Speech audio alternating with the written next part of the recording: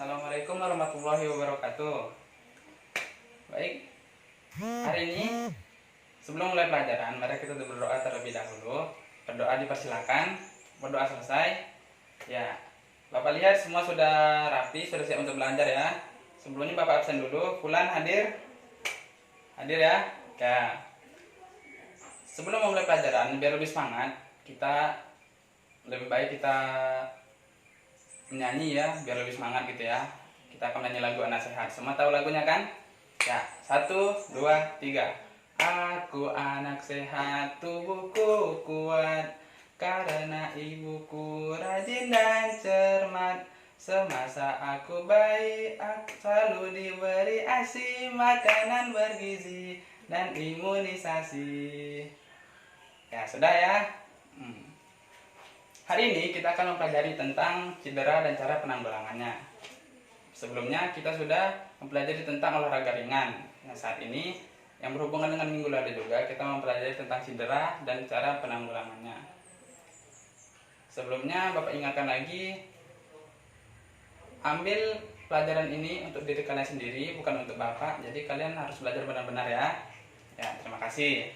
Ya, kita akan memasuki pelajarannya, yaitu cedera. Apa ada yang tahu apa itu cedera? Cedera ialah peristiwa yang diakibatkan karena kesalahan kita sendiri, karena kita kurangnya hati-hati sehingga kita menyebabkan cedera. Cedera terbagi menjadi 4 secara garis besar ya. Yang pertama ialah cedera memar. Memar diakibatkan karena tergeseknya atau terbenturnya bagian tubuh kita terhadap benda tumpul. Contohnya seperti kita sedang melakukan aktivitas, kita menabrak meja atau menabrak kursi, sehingga bagian tubuh kita itu menjadi memar. Memar ditandai dengan berubahnya area warna kulit, sehingga tubuh kita jika disentuh itu akan terasa sakit. Yang kedua ada cedera kram otot. Kram otot umumnya terjadi kalau kita melakukan kegiatan bergerak atau melakukan perjalanan gitu, seperti belanja ke pasar. Kram otot terjadi karena kurangnya pemanasan atau kurangnya gizi dalam tubuh, sehingga kita mengalami kram otot tersebut. Kram otot ditandai dengan rasa sakit yang sangat sakit di area, umumnya kalau kita berjalan jauh ya, di area kaki. Hal ini diakibatkan karena gerakan yang tiba-tiba, seperti saat kita berjalan ke pasar, tiba-tiba kita berlari, sehingga otot kita spontan bergerak, itu bisa mengakibatkan kram otot. Ya, yang ketiga ada yang namanya cedera lepuh atau melepuh. Cedera lepuh ini diakibatkan karena gesekan antara benda yang kita pakai, umumnya terjadi pada kaki. Berarti benda yang tergesek pada kaki kita itu seperti sepatu yang kesempitan atau kekecilan, itu bisa mengakibatkan lepuh atau melepuh, yang dimana lepuh itu sangat menyakitkan. Lepuh ditandai dengan adanya benjolan berisi air, dan jika dipecahkan atau dipegang itu akan sangat sakit. Dan juga bisa lepuh diakibatkan karena kalau kita menginjak lantai yang masih panas pada siang hari. Yang selanjutnya ada yang namanya cedera lecet atau tergores. Cedera lecet atau tergores umumnya terjadi pada ibu-ibu yang berada di dapur, karena cedera lecet ini itu diakibatkan karena gesekan dengan benda tajam, seperti misal pisau. Ibu-ibu kan motong cabai, motong bawang, itu kalau tidak hati-hati itu tangannya bisa teriris pisau sehingga mengakibatkan lecet. Juga bisa terjadi pada kita yang melakukan olahraga lari pagi atau bersepeda. Jika tidak hati-hati kita akan jatuh ke tanah atau ke aspal, sehingga kulit kita menyentuh aspal atau tanah yang tidak rata, sehingga mengakibatkan lecet. Lantas bagaimana cara kita menanggulanginya? Penanggulangan atau mencegah terjadinya cedera ini ada 9 poin. Yang pertama ialah pencegahan lewat keterampilan. Maksud dari pencegahan lewat keterampilan ialah kita melihat kondisi kemana kita akan pergi atau apa yang akan kita lakukan. Seperti jika lantai masih licin, kita harus hati-hati atau mungkin tidak menginjaknya, karena bisa menyebabkan terpleset hingga jatuh dan mengakibatkan cedera. Yang selanjutnya adalah pencegahan lewat fitness. Pencegahan lewat fitness ini seperti kita melakukan push up, pull up, atau sit up. Nah, itu fungsinya untuk mencegah cedera kram otot, karena kram otot kan karena tidak dilatih dan tiba-tiba kita bergerak spontan gitu, jadi mengakibatkan kram otot dan itu rasanya sakit sekali. Selanjutnya ada pencegahan lewat makanan. Pencegahan lewat makanan ini juga umumnya untuk mengatasi cedera kram otot, karena zat yang kita makan itu pasti mengandung vitamin atau mineral, protein. Itu jika kita mengonsumsi bayam yang mengandung zat besi, maka kita bisa mengurangi risiko cedera kram otot, karena zat besi yang bagus untuk sendi dan tulang gitu ya. Nah, selanjutnya ada pencegahan lewat pemanasan.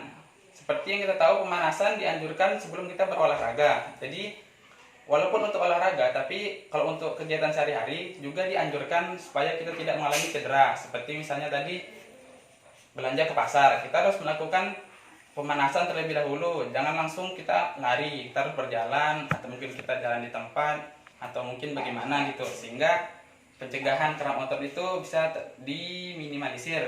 Nah, selanjutnya ialah pencegahan lewat lingkungan. Pencegahan lewat lingkungan ini kita mengantisipasi apa yang akan terjadi pada lingkungan kita. Seperti kita misalkan menyapu, kita sedang lewat, kita melihat ada barang yang berserakan, itu bisa mengakibatkan kita tersandung dan akibatnya kita akan cedera. Jadi kita harus melihat lingkungan kita apakah berserakan, tentu akan kita rapikan terlebih dahulu supaya kita tidak tersandung. Itu pencegahannya. Nah, selanjutnya adalah pencegahan lewat peralatan. Peralatan yang di sini saya maksud ialah peralatan seperti sepatu atau mungkin sarung tangan. Sepatu disebut alat karena bisa mencegah kita mengalami cedera, lecet, atau mungkin juga kram otot, karena sepatu melindungi kaki kita saat kita berjalan. Seperti saat kita ke pasar atau olahraga, kita bisa, kalau ada batu kita pijak, maka kaki kita tidak merasa sakit karena kita menggunakan sepatu. Dan juga bisa kalau aspal atau jalan yang kita pijak lagi panas, karena menggunakan sepatu kita tidak akan melepuh kaki kita. Tetapi harus diingat, sepatunya tidak boleh terlalu sempit, karena itu juga menyebabkan kaki kita melepuh. Nah, selanjutnya ialah pencegahan lewat medan. Maksudnya medan di sini ialah kondisi lingkungan kita. Seperti kalau kita pergi atau kita sedang olahraga, kita melihat jalanan turunan, itu kita tidak boleh langsung lari ke bawah, karena resikonya sangat besar untuk cedera. Jadi kita harus hati-hati menuruni turunan jika kita sedang melakukan olahraga lari pagi misalnya. Nah, selanjutnya ialah pencegahan lewat pakaian. Pencegahan lewat pakaian ini seperti kita melakukan baju tangan panjang atau mungkin celana panjang saat hendak melakukan aktivitas. Hal ini berguna untuk meminimalisir cedera, seperti misalkan kita terjatuh gitu kan. Kalau kita menggunakan celana pendek, maka kulit akan langsung bersentuhan dengan tanah atau tempat kita berjalan. Kalau kita menggunakan celana panjang, maka itu bisa diminimalisir. Maka yang akan terkena duluan ialah celana. Mungkin celananya akan koyak, tetapi kulitnya akan baik-baik saja, seperti itu. Nah, selanjutnya adalah pencegahan lewat pertolongan. Pencegahan lewat pertolongan ini maksudnya sudah terjadi gitu kan, sudah terjadi cedera, maka yang harus kita lakukan ialah memberikan pertolongan. Seperti saat melakukan gerakan kita cedera, apa yang harus kita lakukan pertolongannya. Kalau memar, kita harus memijitnya perlahan-lahan supaya tidak terjadi hal yang lebih buruk. Hal itu berguna untuk melancarkan aliran peredaran darah kita. Kalau cedera kram otot, itu cara penanggulangannya, cara pertolongan pertamanya, ya kita harus bergerak secara pelan-pelan, atau mungkin kita istirahat sejenak sampai rasa sakitnya hilang. Kalau lepuh itu kita harus membuka sepatu atau kita berjalan ke tepi dan beristirahat sejenak untuk melihat lokasi kaki kita yang lecet, sehingga kita tidak memijak atau mengenakan yang barang yang menyebabkan lecet itu tadi. Kalau pertolongan untuk lecet, ya kita harus mengobatinya. Ya umumnya kita menggunakan betadine atau mungkin kita cuci dengan air. Ya, jadi di sini kita sudah membahas tentang cara penanggulangannya dan juga jenis-jenis cedera tadi. Dan selanjutnya Bapak akan memberikan tugas kepada kalian untuk dikerjakan di rumah ya tentunya, karena waktunya sudah mau habis. Jadi tugasnya akan Bapak bagikan nanti ya. Ya, sebelum pulang biar semangat gitu ya. Kan masih harus tetap semangat nih walaupun udah mau pulang nih kan. Kita menyanyikan lagu Sayonara ya. Semua tahu kan lagunya kan? Ya. Oke, kita akan menyanyi bersama-sama. 1, 2, 3. Sayonara, sayonara, sampai berjumpa lagi. Sayonara, sayonara, sampai berjumpa lagi. Buat apa susah, buat apa susah, susah itu tak ada gunanya. Buat apa susah, buat apa susah, susah itu tak ada gunanya. Ya baik, itu sekian dari Bapak untuk hari ini. Terima kasih sudah memperhatikan, dan Bapak harap kalian semua mengingat dan mempelajari lagi di rumah supaya lebih paham tentang pelajaran hari ini. Demikian dari Bapak. Bila ada kesalahan minta maaf. Assalamualaikum warahmatullahi wabarakatuh.